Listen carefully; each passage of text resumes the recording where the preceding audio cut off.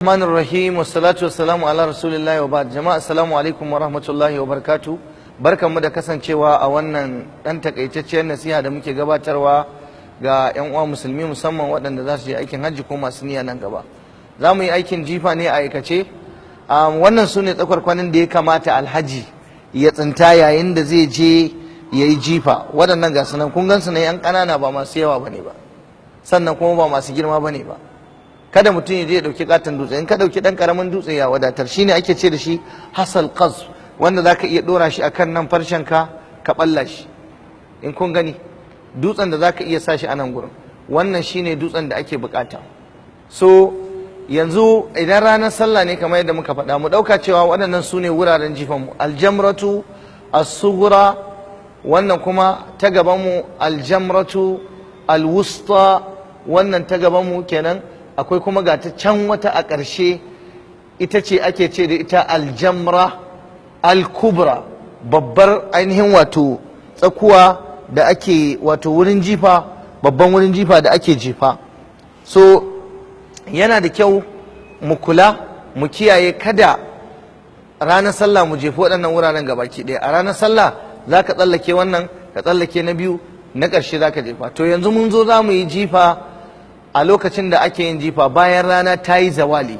Yaya ake yin jifa? Manzo Allah sallallahu alaihi wasallam yanda ya jifa a aikace shine zaka sanya mina. Yanzu mu dauka can gurin shine mina, can gurin shi dama wurin jifa karshen mina ne, to wancan wuri shine mina, can ne Muzdalifa. A baya zaka sanya mina da su Muzdalifa a damanka, hannun dama na kenan, wannan a dama, wannan kuma nan can shine wato Ka'aba kenan ko Makka zaka ce. To anan ake so mutum ya tsaya ya jifa a nan gurin. Ga tsakwarkwani na kawai zan jefa ne. Allahu akbar, Allahu akbar, Allahu akbar, Allahu akbar, Allahu akbar, Allahu akbar, har guda bakwai. Kuskure ne mutum ya ce bismillah Allahu akbar, ba a ce bismillah ba. A cikin riwaya ba a ce bismillahi ba.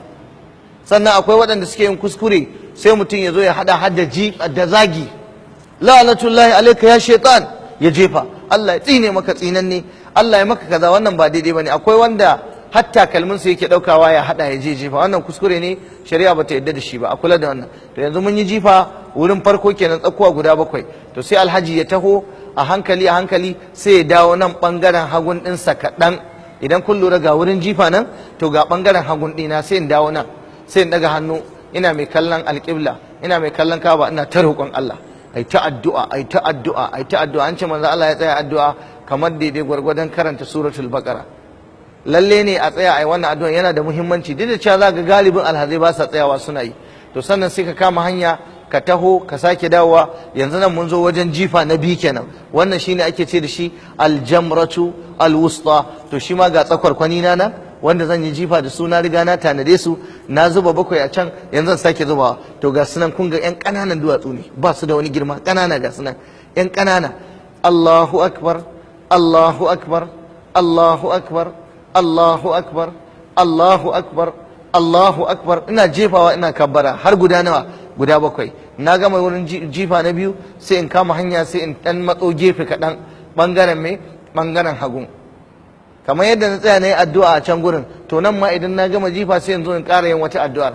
Ka ɗaga hannu ka ci gaba da roƙon Allah tabaraka wa ta'ala. Shi ma dai ba a keɓance mana wata addu'a ta musamman da aka ce ita ce za mu yi a wannan wuri ba. Duk da cewa za ga wasu alhazai da yawa ba sa tsayawa, amma kai ƙoƙari ka tsaya. Idan kai wannan ka gama abu na biyu, to sannan sai ka sake tsallakowa, ka sake tahowa wajen jifa. Shi ma dai yadda ake yin jifan haka ake. Ga mina a damanka, ga kuma Makka a hagun ɗinka. Allahu akbar, Allahu akbar, Allahu akbar, Allahu akbar, Allahu akbar, har guda bakwai. Idan kai haka, to shikenan ka kammala, ka tabbatar da cewar ka gama jifanka. Daga nan sai kai kwana ka gangaro ka dawo ta ƙasa, ka gama jifanka. Idan kai wannan ka aikin ranar 11 ga wata, sannan kuma washe gari ma abinda zaka da maimaitawa kenan. Wallahu ta'ala alamu. Wassalamu alaikum wa rahmatullahi wa barakatuhu. Allah ya karba ayyuka.